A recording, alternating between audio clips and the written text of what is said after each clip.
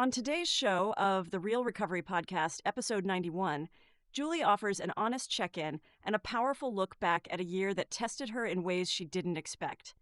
She reflects on the emotional and physical toll of pushing through pain, the moment her ear injury forced her to confront buried trauma, and how stepping back into meetings, lunch bunch, and extended family helped her steady her footing when she felt overwhelmed. Julie shares the humility of job struggles, the gratitude she feels for her recovery community, and how reconnecting with her foundation brought her back to hope.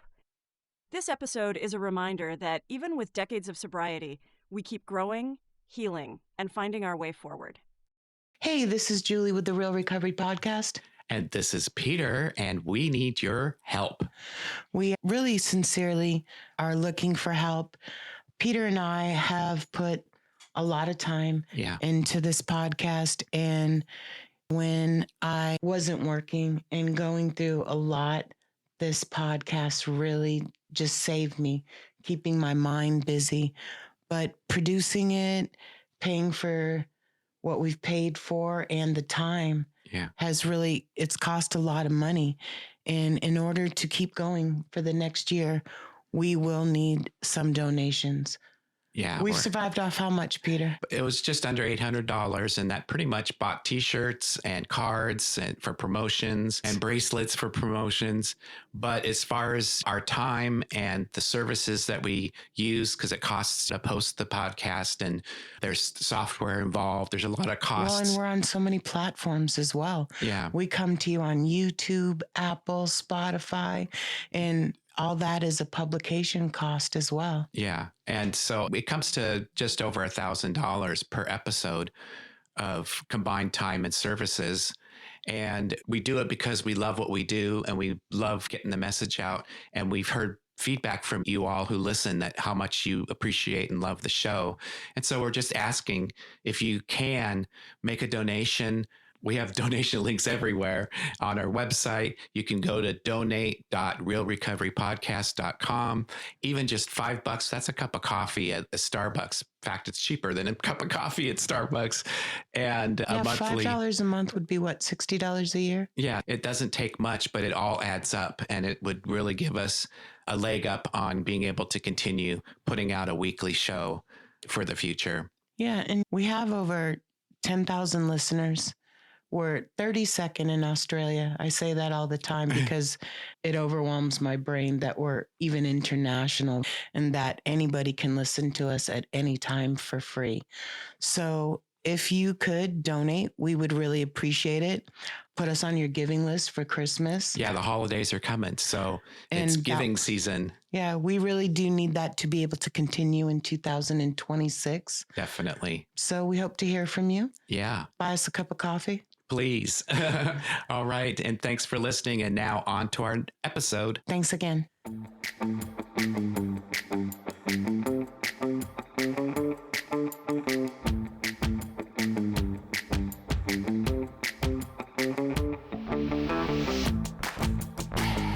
Hello, and welcome to the Real Recovery Podcast. I'm Julie, your co-host. On this journey of healing and transformation, together with my co-host Peter, we dive into the heart of recovery, sharing stories that resonate with courage and inspiration. That's right, Julie. Each episode is a new chapter in this vast narrative of recovery, and we're honored to bring them to you. But keep in mind the perspectives you'll hear are for informational purposes only and may not reflect the views of the podcast or our partners.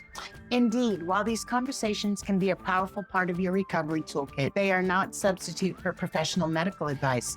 We encourage you to seek guidance from your healthcare provider for any treatment-related decisions. And if you're facing an immediate crisis, or if you just need to talk to someone who understands, don't hesitate to call the Recovery Crisis Line at 503-223-8569. That number is also on our website. Help is available 24/7. Now let's begin our episode of Recovery, Real Recovery. Hey everyone, it's Peter with the Real Recovery Podcast. I'm here with... This is Julie. Hi. Hello everyone. Today we have a host who is a guest. How does that work? I think it's a follow-up revisit. I think things have changed more in my life in the last 3 years since we started the podcast. I had a little bit of a recap talking about my cancer and where I'd been and how I used the tools of the program to help me through that. And so it was a catch up in a way of me and where I've come since I had my initial story. So I think it's appropriate that because so much has changed in these couple years that we've been doing this show. And so Truly, I think who wouldn't be interested to hear how things have changed for you. So I'm glad you're willing to come on and talk through this. It's cool. I've seen most of it firsthand. So you have. And I think there's nobody that I have spent more time with. No, in the last, since maybe even before that, but just individually outside of work, there's no one I've spent more time with than you. Literally for a while, I thought we were married. You know? A lot of people thought we were. Yeah, especially the people that didn't know Peter's husband, Justin. I just really remember the first night we were in my kitchen and we did what we were planning on doing. We did a podcast of what our hopes and expectations and what we were all about, which I think we've been very true to. And then we did your podcast. Yeah. And then we did mine. And number 3, and there'll be a link in the show notes if you want to go back and listen to it. Yeah. And that was the first time ever that I had mixed the worlds really mixed them. And I felt like I was a stripper naked in front of the whole world. And though I might have been an escort, I was never a stripper. And whatever I did was behind closed doors. Right. So it was a little overwhelming. I will say that. And it was overwhelming where I worked. I worked at a company that I didn't feel comfortable at. I didn't feel I could be my authentic self. We talk about that often. Yeah. Where I worried about what I wore to work because there was a lot of fashionistas there. And when I was at Sprint, I had been there so long that they knew I'm going to a meeting on Friday. I was my authentic self, though I still had to be professional. It's like the honesty thing I talk about. I couldn't fully get this program until I could be fully honest, and not just with my addiction, but with who I am, myself, my true self, being authentic, like you say. And yeah, I totally get that. And totally I think there's different levels of the program. And I say this to Colette all the time. So my eardrum exploded on whatever day Robin's birthday is. It's in October. At his 80th birthday, that day, my eardrum exploded. And I kept working because I didn't want to let anyone down. Right. And I wasn't going to AA as much. And it was that Thanksgiving that my head was hurting so bad. And I went to the extended family meeting, which was not my normal meeting. Okay. I didn't go to extended family. I went to lunch bunch. And I went to extended family because I'm working during the day and I can't get to lunch bunch, which was part of the problem. And when I went to extended family, I didn't even want to talk. I just wanted to hear their voices. I sat there and cried a few nights, almost like when I first came in the program. And shout out to Jean, because she was the first voice I heard. Oh. And it calmed me down. I was sick emotionally, physically, spiritually, like in every which way. I was only sleeping 3 hours a night. It was horrible. And my sponsor said, you're going to take some time off of work. And he said this to me on December 8th. And I said, I have a doctor's appointment today. I have the day off. We'll see what the doctor says. I had no intentions of taking off time. I just wanted my ear to heal from being exploded. And they had given me 2 antibiotics that didn't work. It got worse. Yeah. And so we went to the doctors and I had a breakdown like no other. I was crying and you're going off work today. And she put me off work and she sent me to the psychiatrist as well as an emergency appointment. And the psychiatrist said to me, have you ever been touched as a girl or as a child. And I snapped at her and I was like, why would you ask me this fucking question? And she goes, I know your answer because of my reaction. Yeah. And really, I had never discussed that with anybody except for my first sponsor. And I had done it.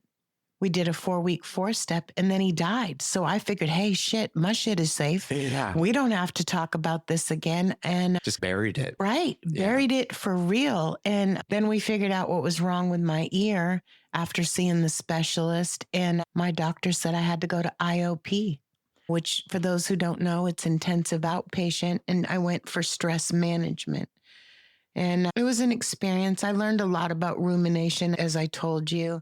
I tend to analyze everything from every direction. And if I get something in my brain, it doesn't go. And at that time, it was my boss.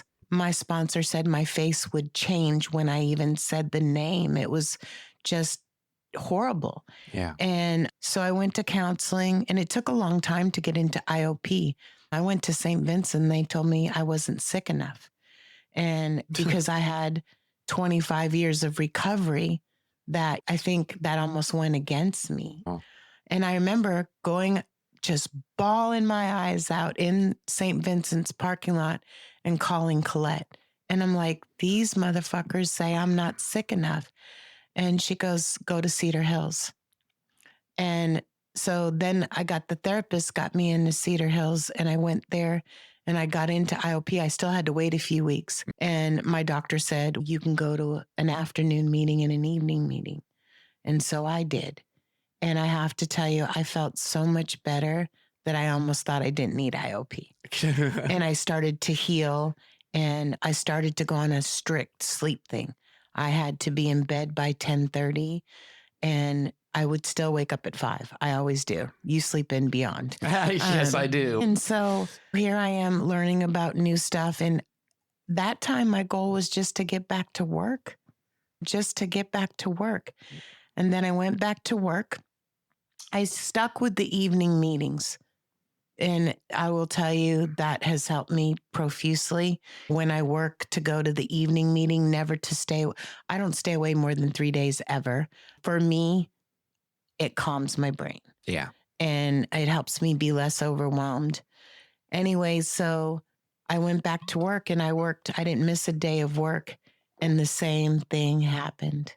I was overwhelmed. I did not feel valued.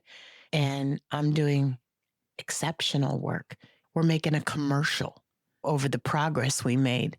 And I couldn't do it again. And chose to go to IOP the second time. I felt like I needed a timeout and a break again. And you just threw yourself right back into it. It's almost parallels to me looking at it in hindsight, like going into treatment and then just being put back out on the street or whatever. You need to have some path after that to help yourself continue. And the only thing that was better, there was a few things better. I knew, like, my sleep was better. I got my schedule Sunday through Thursday because I went to dual diagnosis meetings on Friday, and I got to spend the time with you guys. Okay. So that was my take a deep breath on Sunday and exhale on Friday, right? Yeah. So there was 2 things that changed, but it was still the same.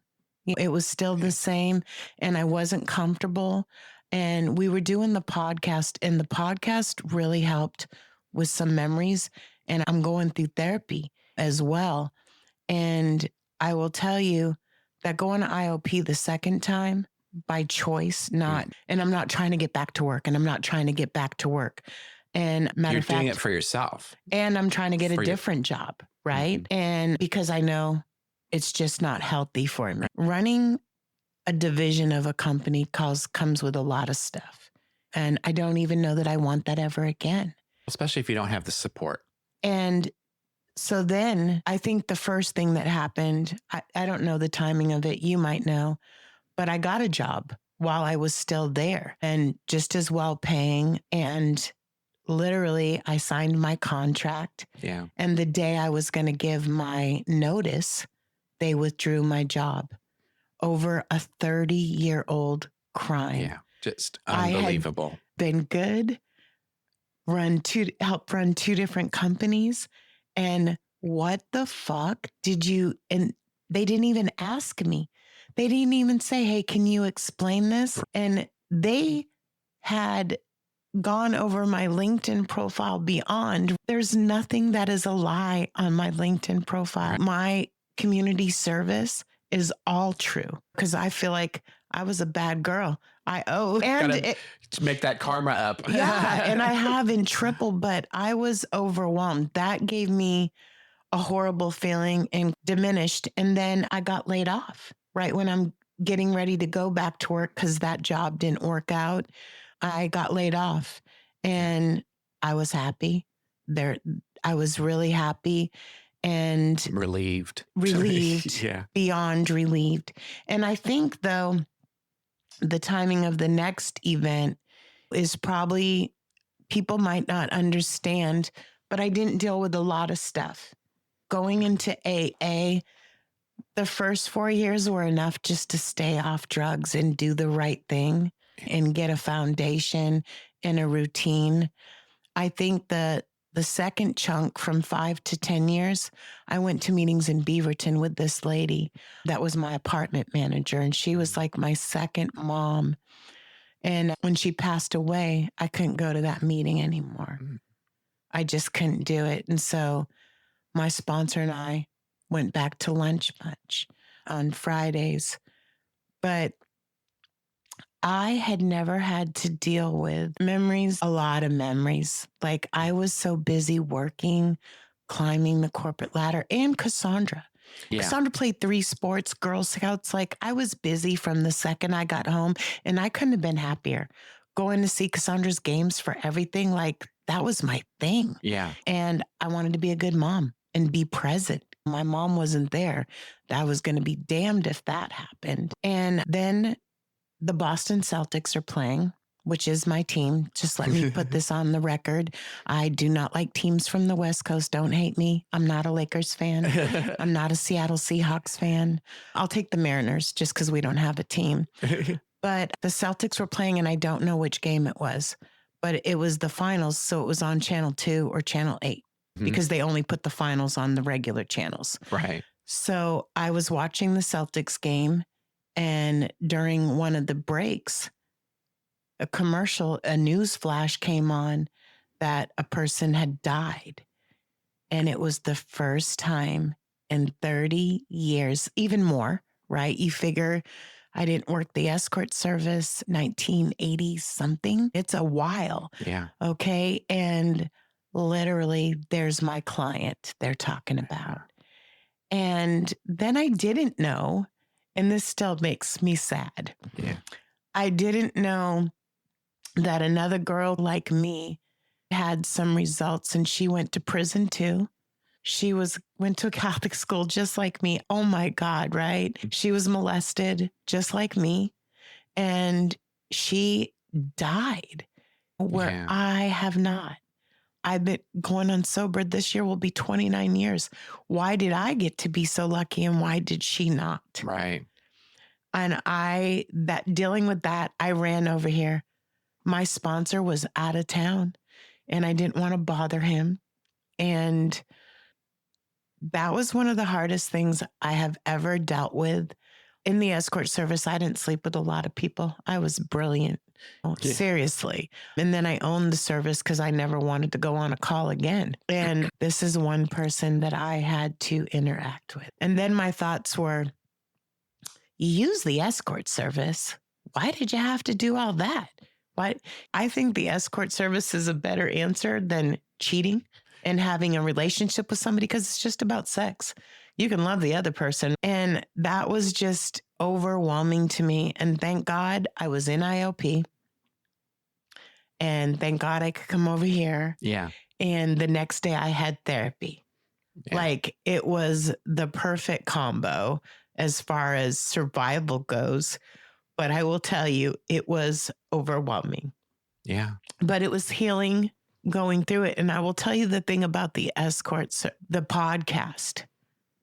There was 2 different gentlemen that was on our show. Big guys. Cool guys I love. Both were molested as children, and it changed their life. Yeah. and Colette. And when I hear these stories, I've been able to process some memories and go through it with them. And it's almost, I don't know if it's EDMR therapy or EDMR therapy, where you go through the memories with lights and in a safe place so they're not as overwhelming.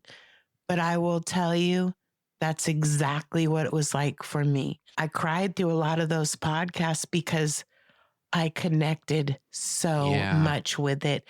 And I think that's where, for me personally, like with Sky going to prison, yo, bro, I understand. You know, him thinking Miami Vice is up in the window and Paranoia Park, me too. Like, I just connect with them. And Dante, he's sitting there talking about boot camp. And I'm like, holy shit, I went to boot camp, which is a good memory for me, not a bad. But I will say the podcast the last 3 years has really helped me heal.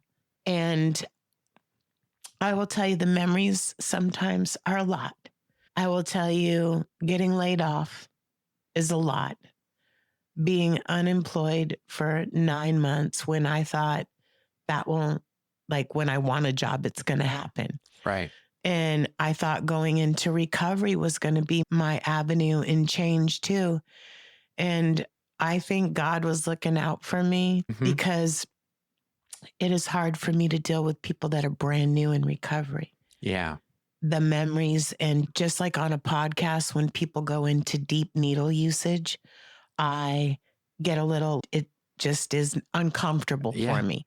Yeah. So I can totally relate to that, as I am helping someone right now and I'm watching them go through similar things that I went through, and it brings back all that pain and all those horrible memories. And I feel like at times, like I have these dreams and stuff, like I'm reliving it, and I never want to go back there again. I never want to be in that place again.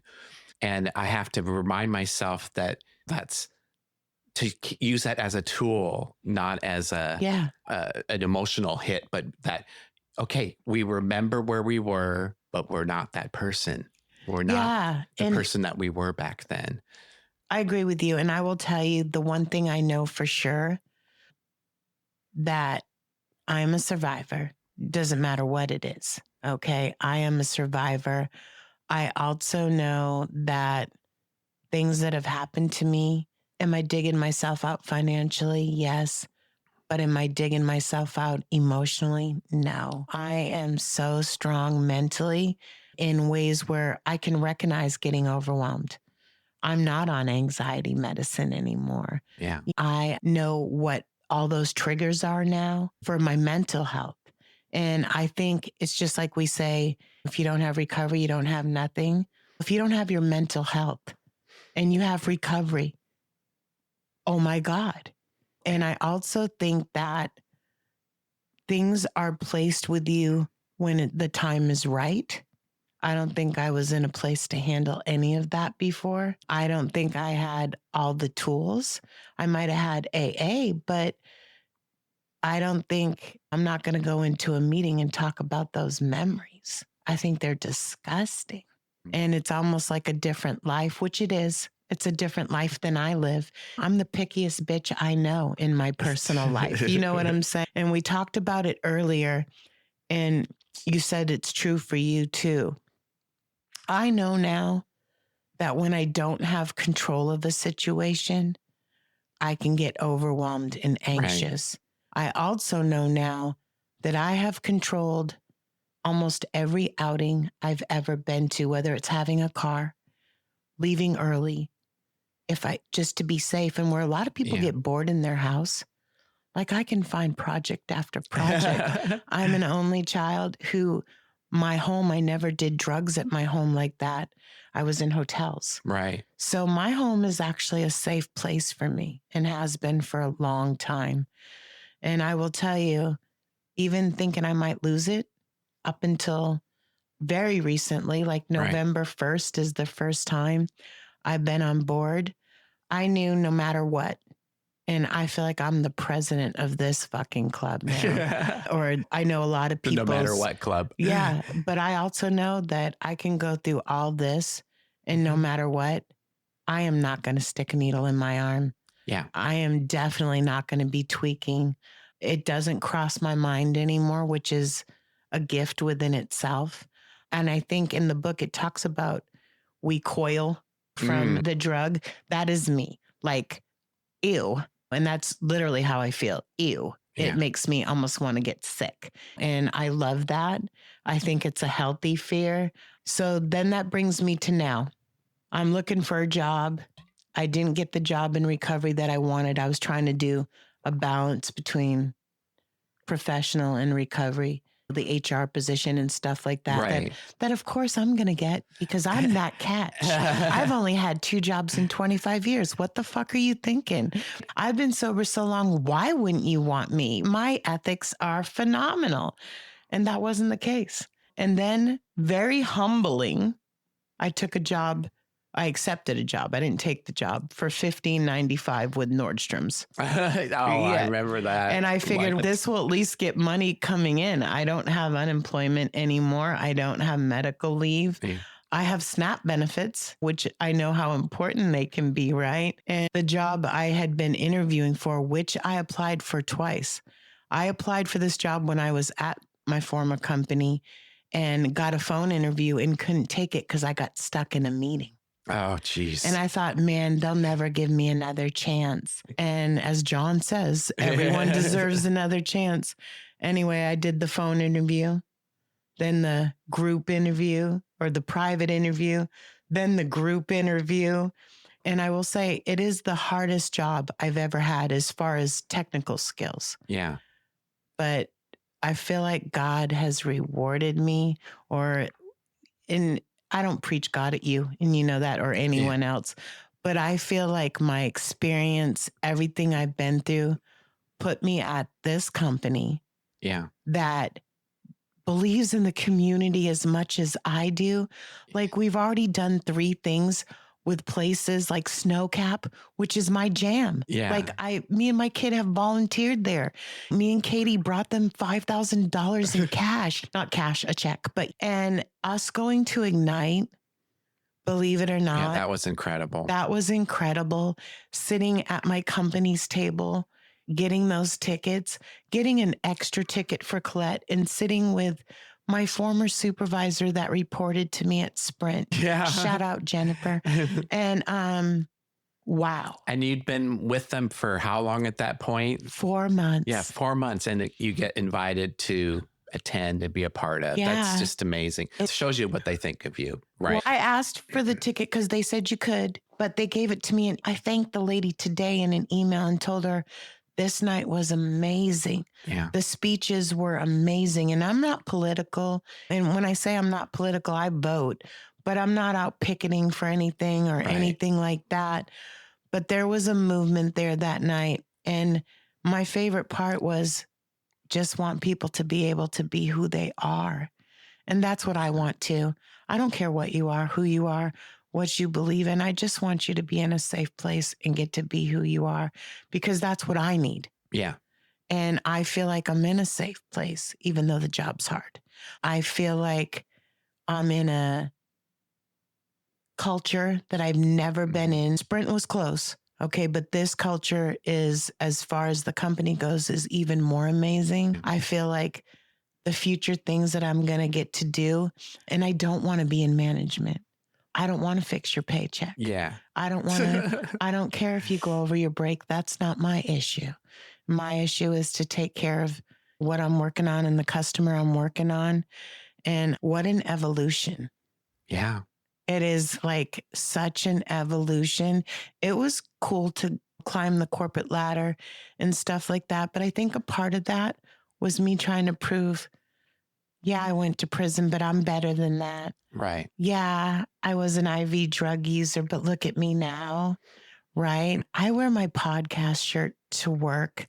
I like wear We Do Recover, my rainbow sweatshirt Sky, to work because I think that one is cool. I went to Ignite dressed up with Air Force Ones on and was 100% my authentic self. Yeah. And I think that is like, what a journey the last 3 years. And I just want people to know that it never stops. You're growing. I think you're just getting in your groove. Like, you've been through trauma this year. You know, it's not molested or fucking clients like that, right? Mm-hmm. You already went through the work trauma. You were one of my rocks during this time. And then now you've gone through the medical trauma. And there's all sorts of different traumas. Yeah. I think people don't even recognize some of them. But I will tell you, I believe in therapy. I will tell you, I believe in recovery more than I ever have. And I always tell Colette, she's getting ready to celebrate 3 years. Yeah. And on Thanksgiving, Cassandra celebrates 18 months. Wow. And I feel like it's 18 months has gone by. I know. And I feel like I lost a whole year. Yeah. And I feel like that I guess for a while I was in sobriety without recovery. And I feel like since that Thanksgiving, I've really been back in recovery. And then the doctor letting me go to 2 meetings a day was everything. Yeah. Like, you can't pay for that shit. Yeah. You really can't. And my soul I feel like when I first came into AA and everything was hopeful, I feel like that again. That's where cool. There was a while that I was just going through the motions and I was just drained. And I'm still tired from working hard, but it's a different tired. What's the saying? Don't let the life that AA give you take you away from AA. Yeah. And that's come up a couple times for me, and reflecting, that's what happened to me. I got better. I got a job. I got a house, and AA started to take a back seat, and pretty soon it was on the back burner, and pretty soon it was out of my life. And then I crashed because I didn't keep it close to me. I didn't have those tools. I let them go. That's why there's not a lot of people at like 10 years and 11 years. They're either the long timers because they get that good life and they forget what that foundation. I will tell you that my foundation is so fucking solid that I feel like I can weather any storm. Yeah. Seriously, I feel like I have.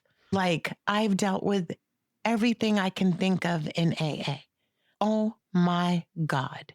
And I've also learned, and this was very humbling, I spent my life protecting my child, protecting her from being touched inappropriately, protected her from being around drugs, giving her this this example.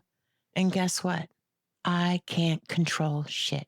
Yeah. You know what I'm saying? Not like that. All I can do is do the best on me. And I will tell you, thank you to extended family, because extended family has been there for me when I can't make it to lunch bunch. Right. And lunch bunch is my foundation, but extended family is my family. Yeah. Yeah. And it's been really good. I'm chairing a meeting on Thanksgiving. This guy asked me to do it. Oh, wow. No, he asked me to do it Thursday. And I'm like, I fucking work on Friday because the meeting's at 9 or 10. And I'm like, really? And then I was like, I can do Thanksgiving because I'm off the next day. And how appropriate. Yeah. And I was like, oh my God, here's miracles happen again. And then this lady asked me for a Sunday at 6:30 in the morning. And I'm like, bitch, you're up at 5. Okay. And so 7 is my favorite number. So I'm going to do the December 7th meeting. That's the middle of the night for me. No, it is for Peter. And look, at 10 o'clock at night for me is what shit goes on at 10 o'clock at night. But yeah, so it's a full circle. I really want to thank our listeners, but even more, the listeners are great, but it's the people that have taken the time that we don't pay them for. Yes.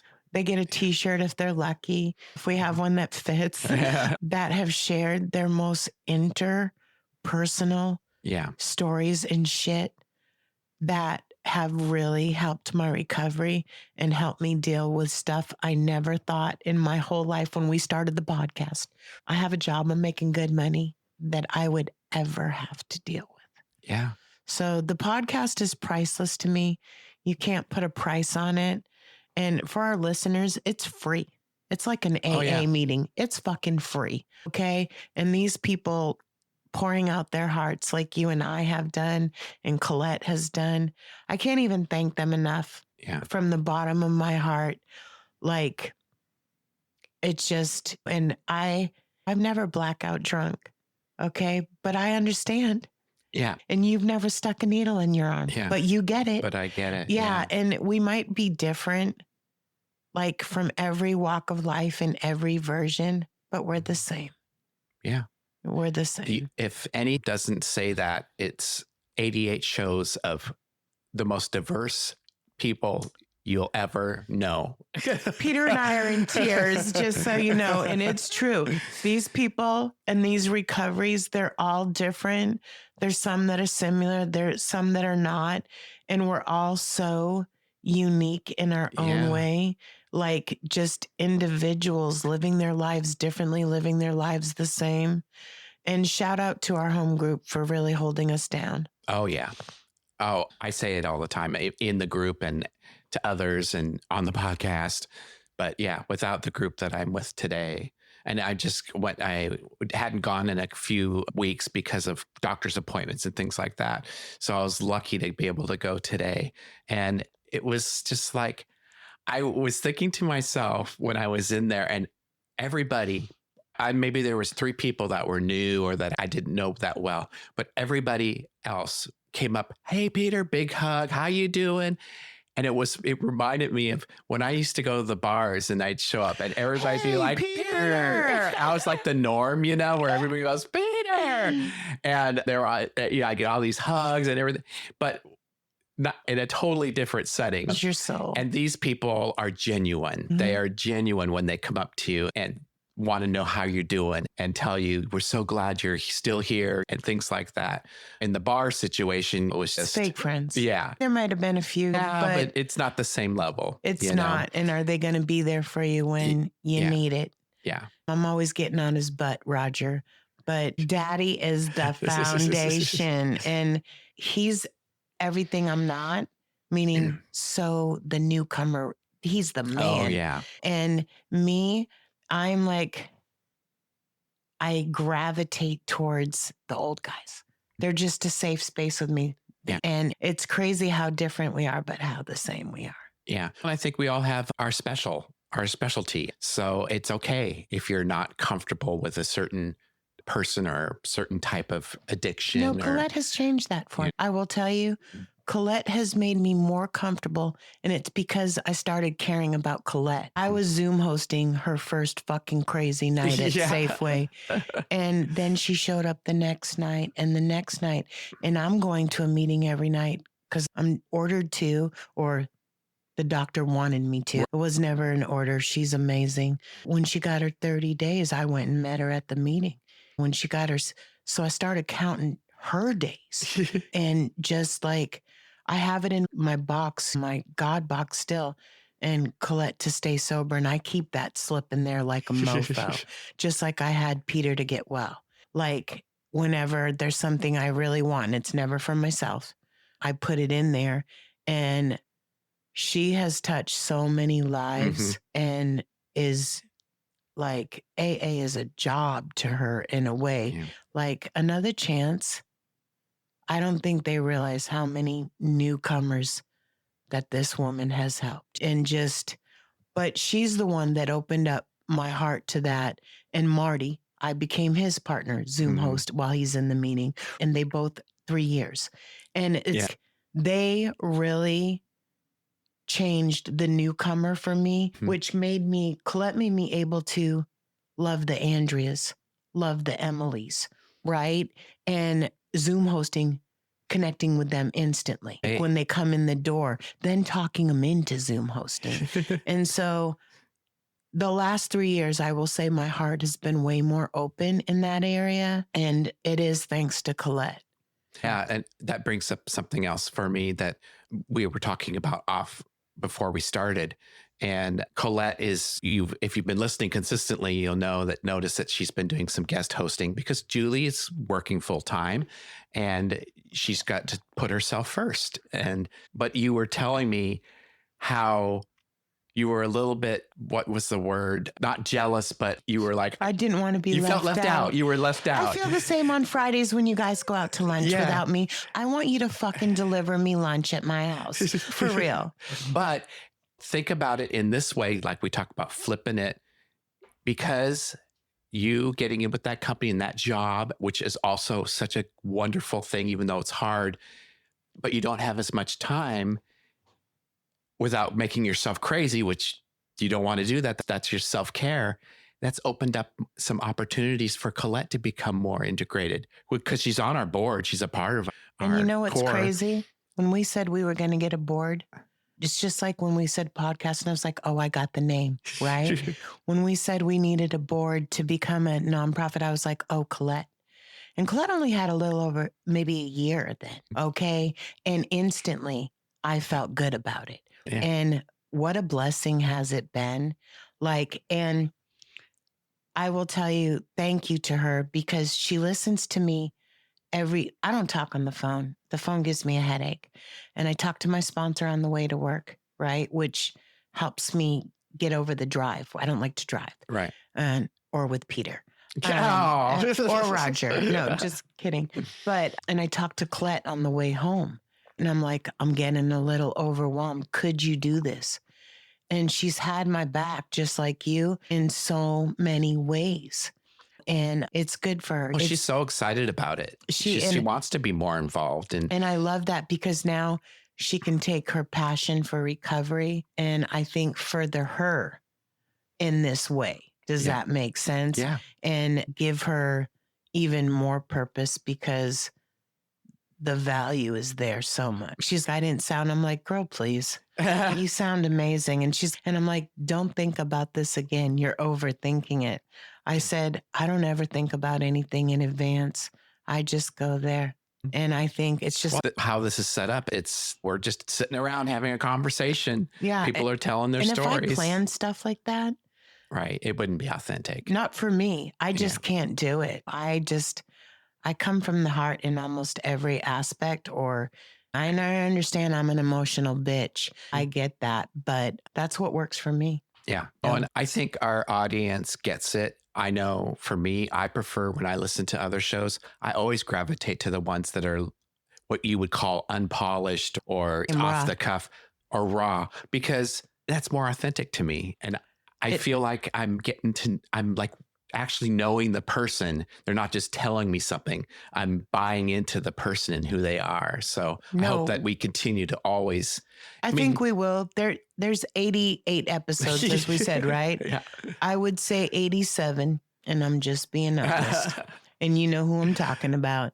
The only person not in recovery, though they work in recovery, and I respect them for that, and I learned a lot. But 80, and honestly, if we went there, they would open their arms to us too. Yeah. But 87 of them that have come on the show are family, whether it's my daddy or my dad or my bro or whatever. These people are family to us and they're part of our chosen family, which sometimes is stronger than your given family. You're lucky. You have a great family. My family that's far away is amazing, but being an only child, it's different. And I feel, and this is thanks to you as well, Peter, that I have several families now in AA. And I never feel alone. Ever. And you won't either, audience, if you get a group. Yeah. Get into the group. Do some kind of recovery. I will tell you, your worst day sober is better than any day high. And I will also tell you, drugs, alcohol, or whatever will never make what you're going through better. Right. Ever. Yeah. Thank you so much for coming back. You're here all the time, but to revisit your Things have progress. changed just so much. Yeah, where things have come. And I think like we did that with Jonah's story. And I think I'd like to do more of that. I think it's so cool to see people who we've had on in the early days. How much they've grown. Yeah. And see where they're at today. Because again, it's showing others out there when you have a bad day, you're like, I have 3 years in and I'm falling apart, whatever may be happening, that you can get through it. You never know when it's going to hit you. Is it 3 years in? Is it 25 years in? For me, 8 years in, I get the cancer and have to go through this. And I see that all the time. And like with my sponsor, I think that Don was dealing with his husband dying and depression and COVID. And that was his challenge to get where he is now. Yeah. And I see him happy. You just never know. There's curveballs all the time. Yeah. Yeah. Thank you. Thank you for your time tonight.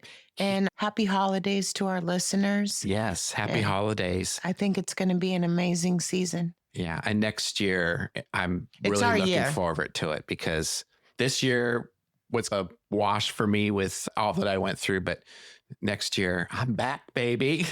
You are. And you know what? Next year, I'm not in training for 3 months. Yeah. And hopefully next year, I'll be signed permanently. Yeah. Which will be really nice. This is almost as long as probation as parole. A little less, but still. Yeah. And I think next year, like I said to you, I said this for a long time now, even before you got sick. I think the 3rd year is our year. Yeah. We've established consistency and nothing but being solid, even through your sickness, even through my training. Like, we have fucking been there. Yeah. And these will be forever on YouTube. Yeah. Ever and ever. YouTube, Spotify, Apple, iTunes, where I'm else? just saying, Pandora. like, it's amazing. These stories will live on long Forever. after I'm gone. Legacy. There you go. Well, thanks again, everyone, for listening. This is Peter with the Real Recovery Podcast. And this is Julie. Have a good night. Thanks for listening. That's a wrap on today's episode. Thanks to each and every one of you for lending us your ears and hearts. Your engagement is what fuels our passion and keeps this podcast thriving. We cherish the moments we share here and hope they resonate with you, whether you're on a daily commute, at the gym, or just taking a moment for yourself. Make sure to head over to our website at realrecoverypodcast.com. While you're there, subscribe to our newsletter for the latest insights and uplifting stories from our community delivered straight to your inbox. Click that subscribe button on your favorite podcast player too, so you can keep up with every new episode. It's your support that keeps our conversation alive and meaningful. And if our stories have touched you, consider using the donate button on our site. Your contributions, no matter the size, are deeply appreciated. They help us continue our mission of sharing hope and healing. Join us beyond the podcast and follow our journey on social media. Find us on Instagram, Facebook, and on X, formerly known as Twitter. All the links are on our site, so you can stay connected and be a part of the Real Recovery community every day. Your likes, shares, and comments not only spread the message of recovery, but also remind us that we're all in this together. So, until we meet again, remember that recovery is a journey, not a destination, and we'll be here to accompany you every step of the way to recovery, real recovery. Thanks for listening.